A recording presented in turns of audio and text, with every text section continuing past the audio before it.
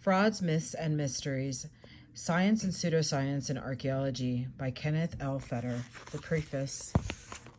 Welcome to the 10th edition of Frauds, Myths, and Mysteries, Science and Pseudoscience in Archaeology. 10 editions. This book is practically venerable, but 10 editions? Why? Why do books need to go into multiple editions? It's simply, really, if you believe the clickbait headlines on websites, it goes like this. A great mystery has been solved. We need to rewrite in the textbooks. If you read a lot about science in popular media, that heading might seem eerily familiar. Quite a bit of popular coverage of science frames researchers, including archaeologists, as regularly making momentous game-changing discoveries in which they almost miraculously solve intractable mysteries, overturning much of what we thought we knew about our field, which inevitably leads to authors having to rewrite their textbooks, like this one, 10 times over. I've got a secret for you. I've been writing textbooks for nearly 30 years now. I'm nearly always in the middle of working on an updated version on one of my books. That's simply because science progresses and because pseudoscientists, like the ones highlighted in this book, are always busy. However, in all those rewrites, I have never encountered any discovery so earth-shaking that I've had to drop everything and immediately rewrite a textbook. Not this one, not any of them. The fact is, science doesn't ordinarily proceed as a series of momentous discoveries that change everything we thought we knew. Most science progresses not through revolution, but by evolution, not by the violent overthrowing of the knowledge status quo, but through a process of incremental revisions, updating, tweaking, and reevaluating the good and valid stuff we already know. I guess new study solves great archaeological mystery, unquote. Just sounds more interesting and guarantees many more mouse clicks than interesting new study adds a bit up to our current knowledge base, unquote. But adding a bit to our current knowledge base, often in extraordinarily exciting and significant ways, is the most common way that science works, including the science of archaeology. I wish I would remember that rule every time I get pumped about new, game-changing archaeological discovery reported by the popular press. Regrettably, I fall for it over and over again and wind up being endlessly disappointed, just like Charlie Brown in the Peanuts comic, who believes Lucy when she assures him that this time she won't pull the football away just as he's about to kick it. I still get excited when I see a headline blaring same game-changing discovery in archaeology. I read the article, and as happens to good old Charlie Brown, they pull the football away every time. Two recent examples come to mind. I talk about the case of Piltdown Man in Chapter 4. I've been reading about this hoax for more than 40 years and writing about it for nearly that long. So when I read headlines in 2016 like century-old mystery of Piltdown Man hoax finally solved, https wwcbc, I actually thought, cool, I'll need to rewrite Chapter 4 in the next edition of this book, unquote. Then I read the article. Guess what? Though the published paper, Dr. Groot, ETL, 2016, that inspired headlines like the one just cited, was a great piece of research and an important contribution to our understanding of the famous fraud, it didn't really solve anything that had already been solved, and didn't in any substantive way change our understanding of the hoax. In fact, essentially, it confirmed, albeit in an elegant and useful way, what we already knew or suspected. I guess a more accurate headline, something along the lines of scientists add a bit more to our understanding of the Piltdown fraud and confirm what we already pretty sure about, unquote, wouldn't have generated as much interest in readers. In another example, and in another case, where that damn metaphorical football was pulled away from me at the last second, I was excited to read in early 2018, Stonehenge Mystery Solved. Massive rocks came from 180 miles away, unquote. And here's the website. Then I read an article about the research that inspired the headline, Pearson 2019, and it turned out to be yet another example of gross exaggeration, a classic bait and switch, promising one thing and then delivering something else entirely. The original publication that inspired the headline, and there are lots more, the one I quoted, was a fantastic and important piece of research, but it was not about the massive stones, unquote, that everyone envisions when they think about Stonehenge. Archaeologists have long known that the stones that make up the large circle, along with the trilithons located within the circle, each weighing as much as 50 tons, came from about 25, not 180 miles away. It turned out that the massive stones mentioned in the headlines weren't the large sarcens at all. They were the blue stones that weigh in at only between 2 and 4 tons. Oh, and there was another problem. There was no great mystery at all about where the blue stones came from. Scientists have known for decades that they originated in Wales, yes, nearly 140 miles away from Stonehenge. The publication that caused all the fuss focused on the excavation of one of the bluestone quarries. Great stuff, to be sure, but there was no great mystery solved. In Kurt Vonnegut novel Cat's Cradle, a young man is exposed to the old string game, in which interesting geometric shapes are made with a length of string. Yeah, people did a lot of weird stuff before there was Facebook and YouTube. Anyway, each of the string shapes is given a colorful descriptive name, and as the title of the novel states, one of those shapes is called a cat's cradle. When the young man in the novel sees that shape and is told that name, he looks incredulous and comments disdainfully, "No damn cat, no damn cradle." I apply my version of that to the two misleading popular science articles just mentioned, and to so many others. No damn mystery, no damn solution. In all likelihood, the next time I read another hyperventilated, greatly exaggerated, and misleading headline concerning some recent archaeological discovery, I'll get suckered again. But you shouldn't. I hope the new edition of this book helps you avoid being a sucker like me. What's in the 10th edition? Okay, now that I've explained that this new 10th edition is not the result of some game-changing discovery that made me abandon the 9th edition, what is new in the 10th? Well, first, I guess I should be thankful for the ever-busy purveyors of nonsense about the human past. Sort of. Without their diligent efforts to concoct new scenarios about human antiquity, wholly unsupported by archaeological data, and spewing those ideas on cable, the internet, and an endless succession of supremely crappy YouTube videos, it wouldn't be necessary for me to constantly update frauds. Students would be able to rely on old recycled versions of the book, and poof, there would go my royalties. So here's a big shout out of thanks to the tellers of telltales about lost continents, ancient astronauts, wayfaring Celts, paranormal Maya, and all the rest. I couldn't do it without you, or at least I wouldn't need to. Each chapter of the book similarly significantly updated and reconfigured. Specifically, Chapter 1. I now open Chapter 1 with a discussion of conspiracy theory. For some people, my denial that I am a part of a conspiracy to hide the terrible truth about human antiquity from you is proof of the conspiracy. Whatever. I also end with a new discussion of the value of expertise. The fact that I need to explain that expertise is actually a good thing is a terrible commentary on the modern mistrust of science. Chapter 2. This is one of the most important chapters of the book. I actually hear that a lot from readers, many of whom aren't archaeologists, and I think I've made it better.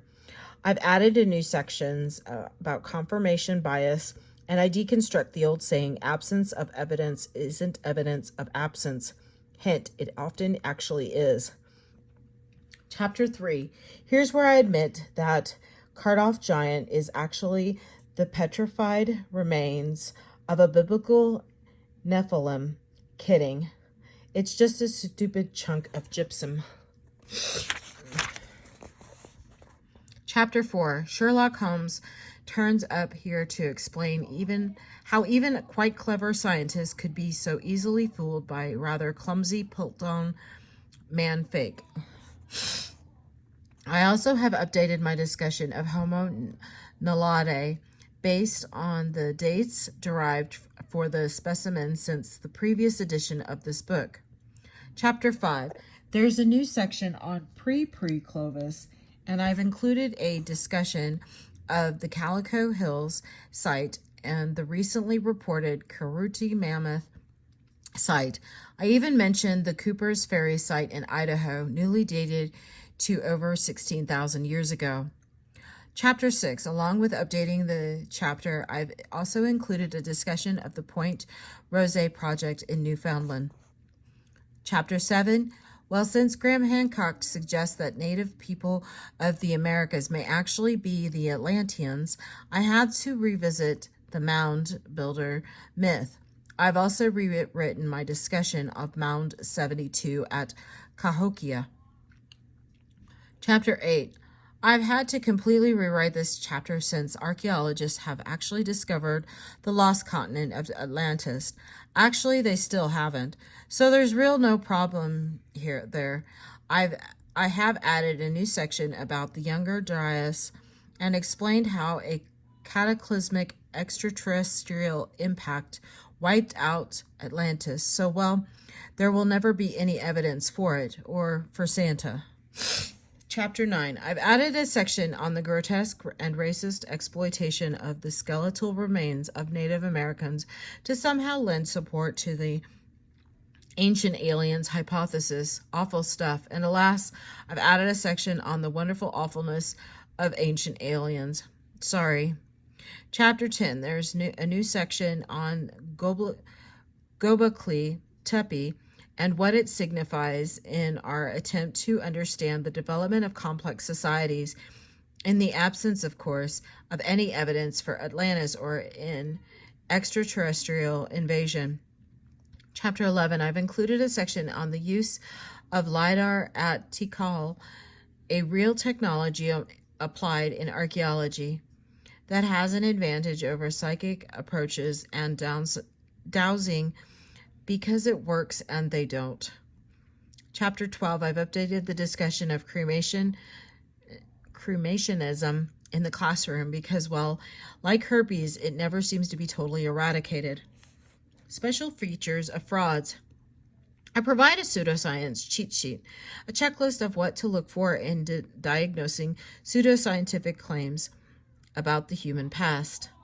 Each chapter has an associated frequently asked questions section. These questions represent a sample of queries from my students as well as those passed along to me from students at other universities over the years that relate specifically to the issues and controversies addressed in the chapter.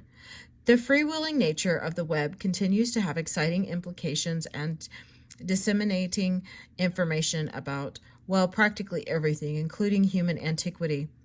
The same qualities of the internet, however, also mean that more misinformation about the human past can be spread to a far greater number of people far more quickly. Tall tales no longer need to rely on word of mouth or a copy machine to be spread. Anyone with a computer and an internet provider can shout such nonsense to the world. The good news here is that archaeologists can shout back. There are many terrific websites presenting genuine archaeological discoveries and some that respond explicitly to the nonsense that dogs are discipline. I provide a selection of websites and their internet addresses put up by museums, individual archaeologists, amateur and professional, anthropology departments, and others. A brief description of what each of these sites presents is also given. Don't look for the bizarre, absurd, extreme, and nonsensical on my lists. These sites are produced by people who conduct field research, analyze artifacts and sites, and are committed to the scientific interpretation of the human past. To make it easier to locate and scan the best of websites, I've placed their links on the Frauds homepage available at, and here's the webpage. Each chapter presents critical thinking exercises. In these exercises, I attempt to challenge the reader to apply scientific method and scientific reasoning to the general issues raised in the specific archaeological examples that are at the core of each chapter. In answering the questions posed or in carrying out the specific exercise, the reader must be able to synthesize and apply the most important messages of the chapter. Acknowledgements.